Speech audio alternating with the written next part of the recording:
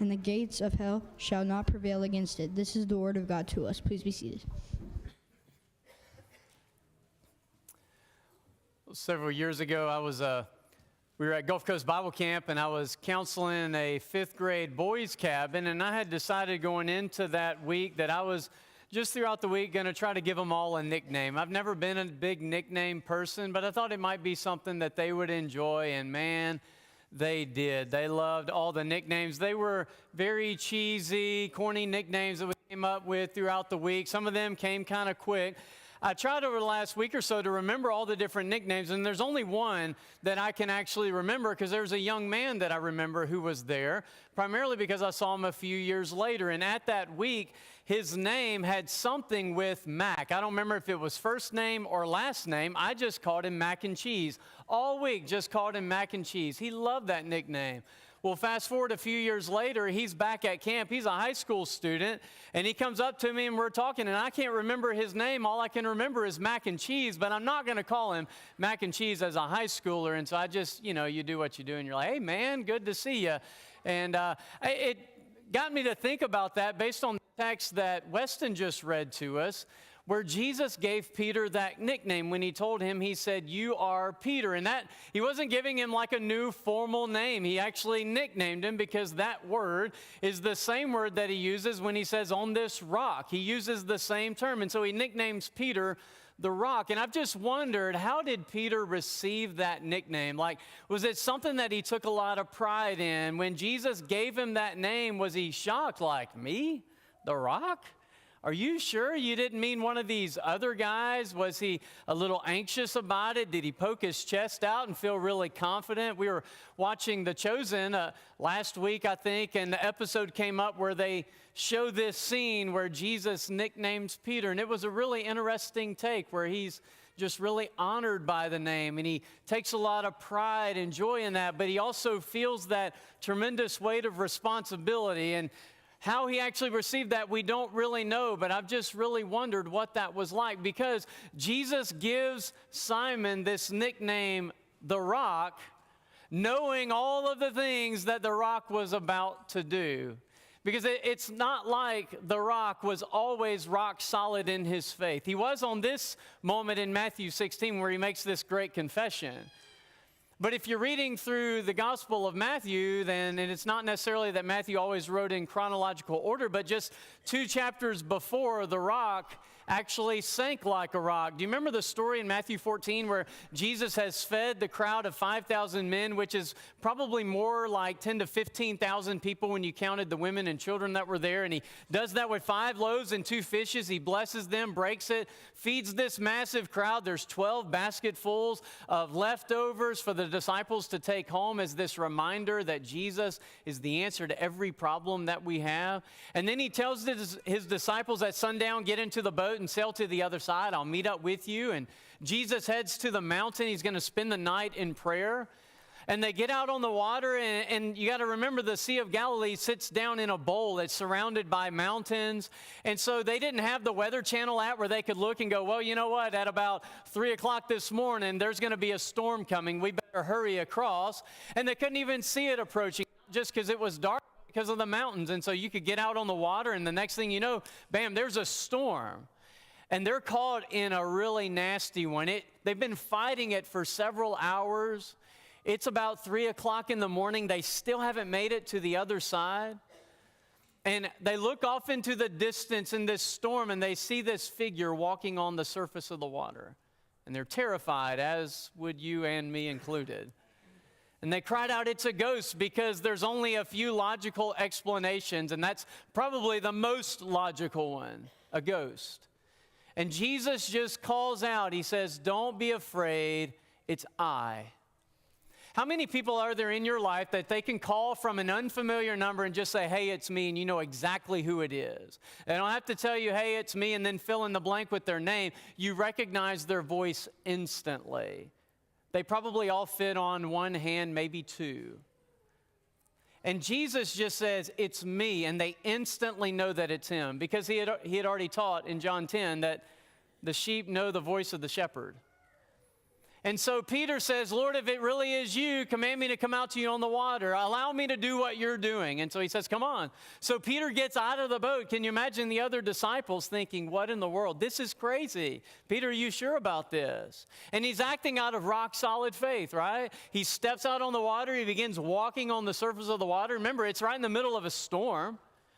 And there becomes this moment of panic where Peter looks away from Jesus, pays attention to the storm, and instantly sinks like the rock that he is, right?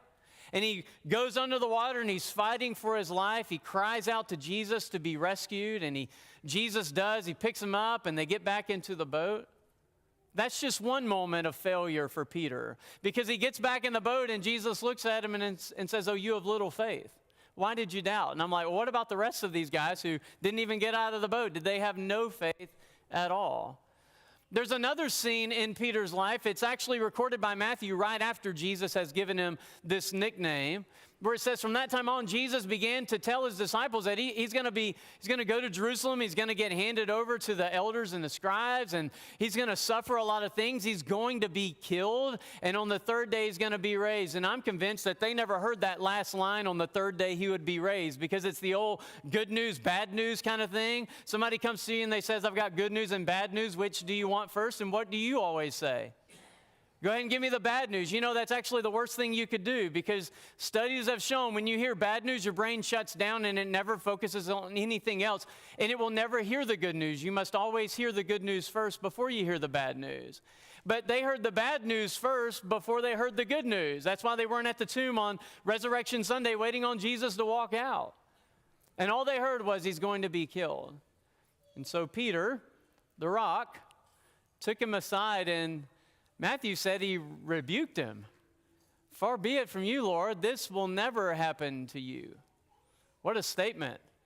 To take the rabbi, the master teacher, aside and to be like, hey, I think you misunderstand what God has in store for you.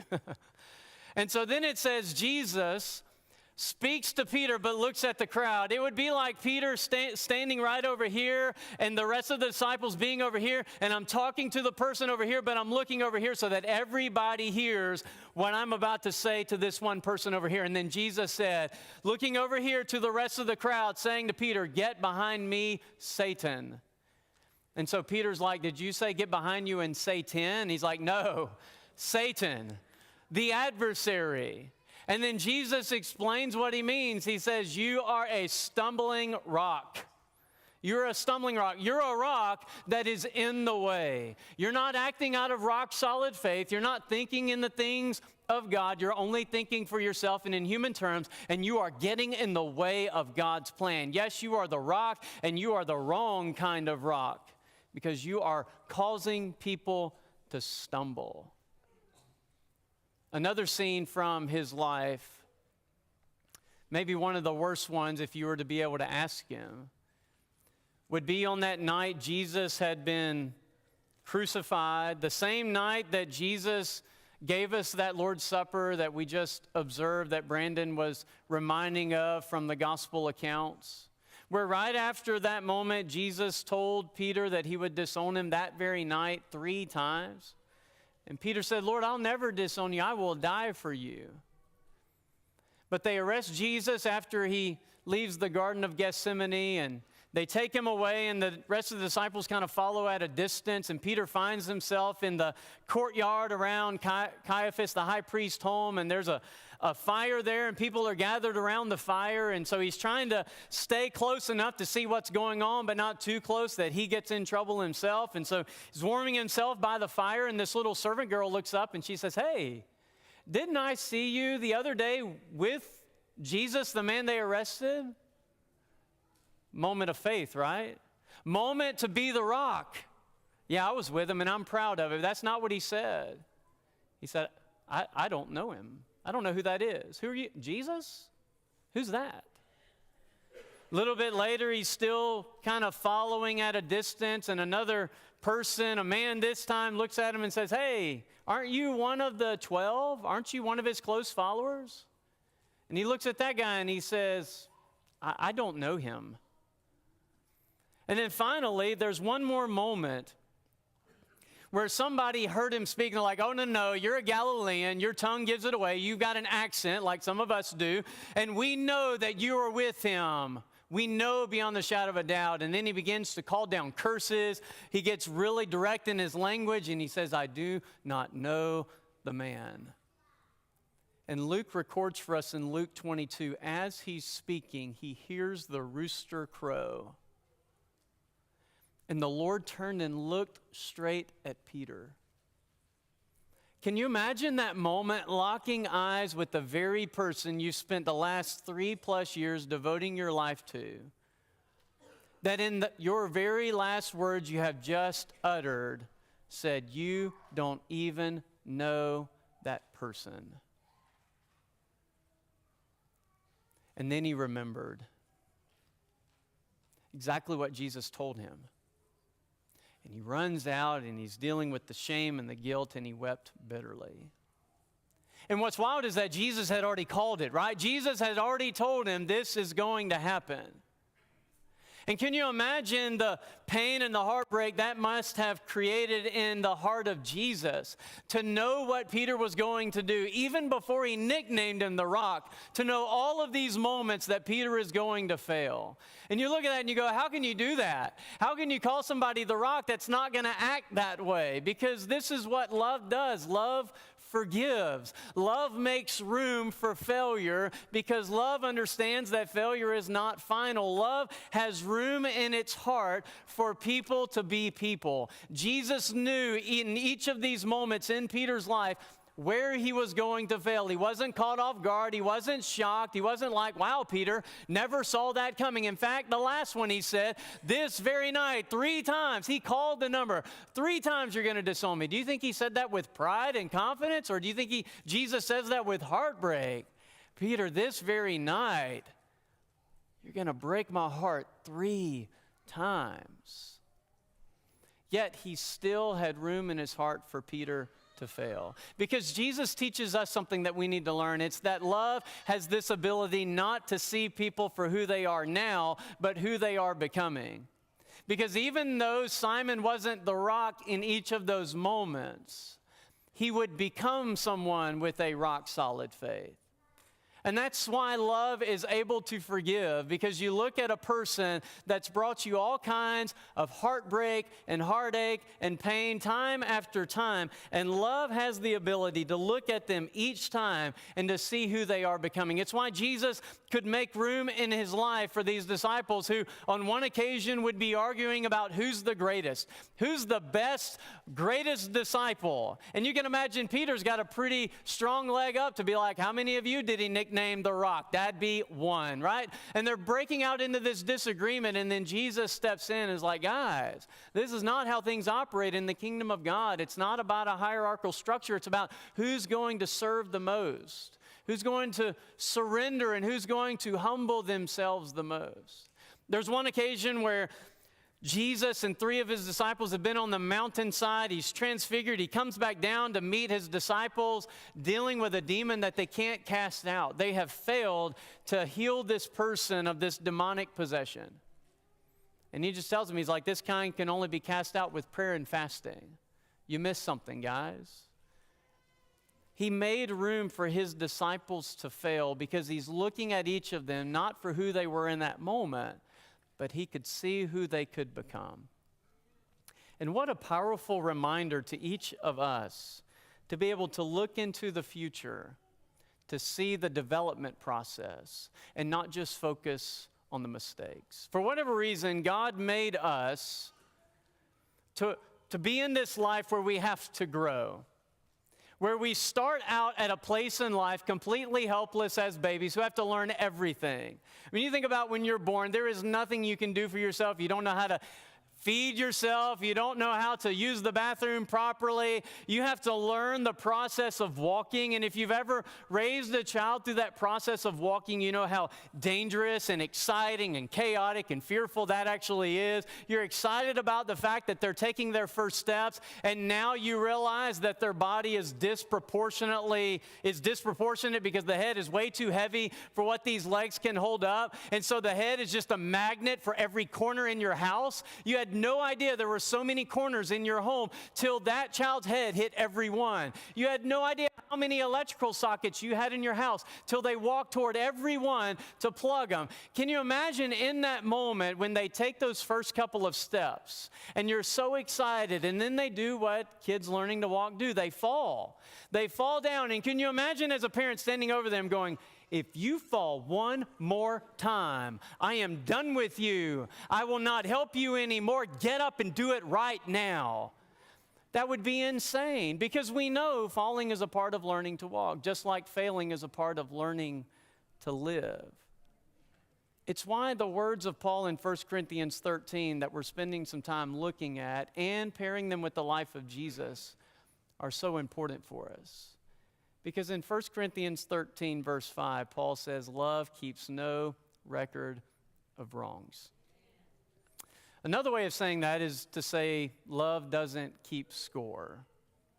I share that because it's Super Bowl Sunday, and I don't know if that's a big deal to you or not. And maybe it's going to be an exciting game, and I promise you they're going to keep score. They're going to keep that score posted the entire time. And maybe it's an exciting game, but I can guarantee you it will not be as exciting of a game as I got to watch with my family and some of you yesterday in a 6U flag football championship game. Let me just tell you, Manning Wilcox is a monster on the flag football field, and watching him and his team come from behind and win was one of the most exciting games I have ever witnessed in my life. These young men just not giving up, playing a team they had not beaten all season long and winning at the right time and coming from behind to win. And so the whole game, we're sitting there because there's no scoreboard, and we're asking, what's the score? What's the score? Because the score is really important, right? Because at the end of the game, they're going to hand out a trophy. And if they're going to hand out a trophy, you want to have more points than the other team, right? And so they're keeping score all along. We constantly say, what's the score? And watching them hit that game-tying touchdown and like, yeah, just need one more point, and they go for the extra point and they get it across, and you're like, yeah, now they just got to stop them, and you're just worried about the time and the score. On a football field, it's a really fun thing, and it's a really good thing to keep score, especially if you're competitive. In a relationship, it's a terrible idea to keep a record and to keep score. Here's a couple of reasons why for you this morning, why in our relationships it's a really bad idea to keep score. Number one, it's because it's actually impossible to keep an accurate score. Can you imagine watching a game, whether it's Super Bowl, basketball game, baseball game, doesn't matter, and all of a sudden there's no consistency in scoring? So let's just say tonight one of the teams in the Super Bowl scores, and you would think a touchdown's worth 6, but tonight for that team it's only worth 4. But when the other team scores, it's worth 12, and you're like, wait, and I know what some of you are thinking. You're like, well, the Chiefs are going to get 12, and the Eagles, I know, because there's this conspiracy about the Chiefs. It's whatever. But let's just say that were to happen. You look at that, and you're like, well, that's not fair, because there's got to be a set standard of scoring. Have you ever had in a relationship with someone, there was hurt that was caused, maybe it was hurt that you caused to someone else, and for them, they scored it a 7, but you only scored it a 3 because you didn't think it was that big of a deal? And you had a difference in scoring. Or maybe they hurt you, and you scored it a 10, and they scored it a 0 because they didn't even know they hurt you. Or maybe it was 10 years ago, and you're still holding it at a 12, and they thought we had long worked past it and we were back to 0.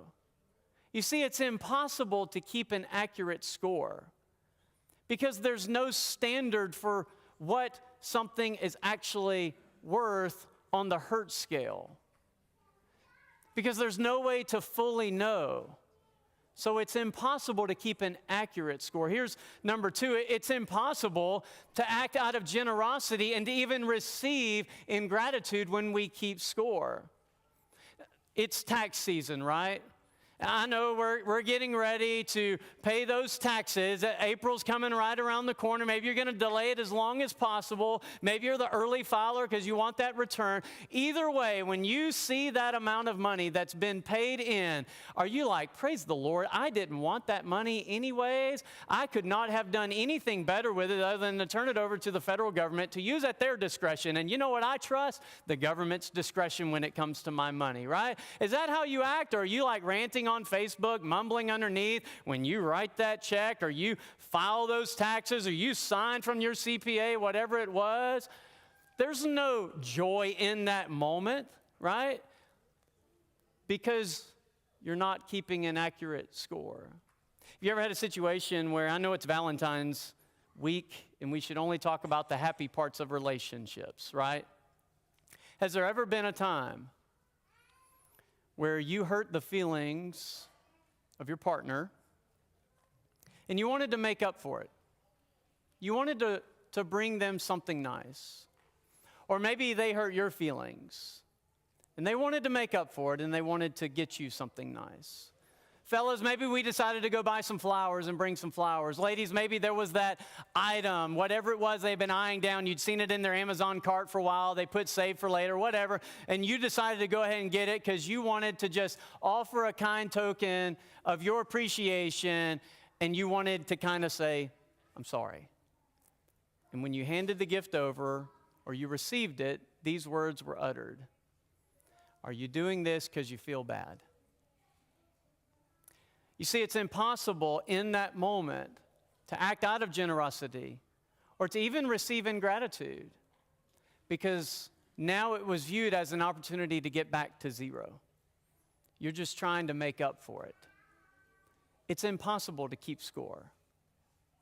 But here's the third one, and it's just as important. Keeping score or keeping no records of wrongs does not mean that we don't hold one another accountable. Because love keeps no records of wrongs does not mean love sweeps everything under the rug. You realize that, right? Sometimes when hurt is caused, things are never the same.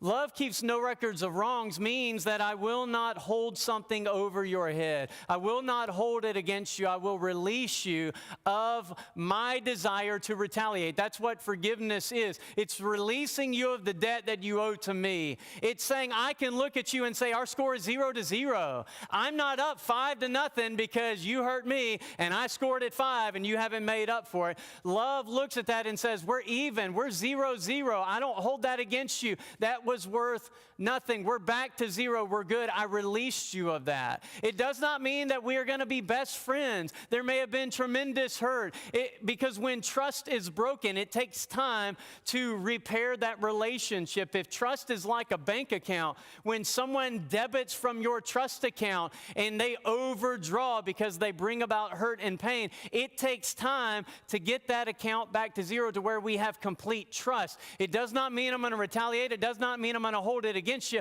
but it might mean that this relationship is a little bit different because trust has been violated. It does not mean we're going to walk in, I'm just going to allow hurt to happen again. I'm not going to hold it over you. I'm not going to retaliate against it. I'm not going to say, you're never going to make up for this. We're back to 0. You're released from that burden. You owe me nothing, and we're fine. It does not mean we don't hold one another accountable. There's this idea that Jesus gives to us. Because really, that's where we have to go, isn't it?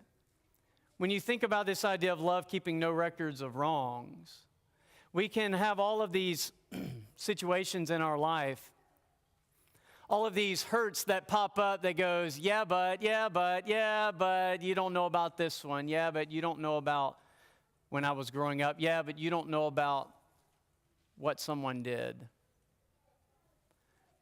That's why we have to look at the life of Jesus, who experienced every hurt imaginable, who knows everything that we're going through, and does not say, do it because I said so, but challenges us to do it because he did so and has that ability. Because Jesus shows us that love can see beyond failures to the person we are becoming. Aren't you thankful that Jesus looks beyond your failures to see the person you are becoming. He loves you for who you are now. He loves you completely, period, end of discussion. But he sees who you are being transformed into. That's how love is able to make room for forgiveness. Right before Peter betrayed Jesus and denied knowing him 3 times, in that upper room, they had a conversation about it. And Jesus started the conversation by saying, "Simon, Simon." He didn't call him the Rock. Not in this moment, because he knew what was about to happen. He knew Peter wasn't going to be acting like the Rock that night. "Simon, Simon." He said, "Behold." Pay attention, Simon. This is really important what I'm about to tell you. Satan demanded to have you. What that means, not fully understanding. Somehow, whether in prayer, Jesus understood that Satan went before the presence of God to specifically tempt Peter. Kind of like the story of Job. Satan demanded to have you. He wants to sift you like wheat. He wants to separate to see whether your faith is legit, whether you are really who you say you are. Satan wants to know whether or not you are the Rock. But I have prayed for you. I have prayed for your faith, that it may not fail. What a powerful line. Simon, I prayed for your faith to not fail. And when you have turned again, that's just another way of saying when you have repented, meaning you're going to fail, Simon. I've already told you you're going to fail. You're going to disown me 3 times. I've prayed for your faith that when you turn again, you will strengthen your brothers, because love forgives. Love makes room for failure because love sees beyond who we are into the person that we are becoming. So my question for each of us this morning is very simple. Is there somebody you're keeping score with? Is there somebody you're keeping score with? And if so, will you hear the words of the Lord to set the score back to 0? Because the Bible is clear. Our ability to receive forgiveness is often determined by our ability to forgive or to extend forgiveness. Does that mean we won't be forgiven if we refuse to forgive? I'll leave that for another conversation. That's a nuanced conversation. But what I can tell you is, when you hold on to grudges, when you keep score, you for sure limit the ability to fully receive God's forgiveness. Because forgiven people forgive people. So if we can pray for you and encourage you this morning, if we can take you before the Father, before His throne, and to pray on your behalf, because Satan is wanting to sift your heart like wheat. And you know that it might be the most difficult task you've ever done to say the words, "I forgive you." We want to encourage you this morning. If you're here this morning and you've never received the forgiveness of God, you've never been baptized into Christ, I hope today you'll understand God has made forgiveness possible. He sent His Son to live on this earth, to give His life on the cross so that you and I can receive that forgiveness and salvation.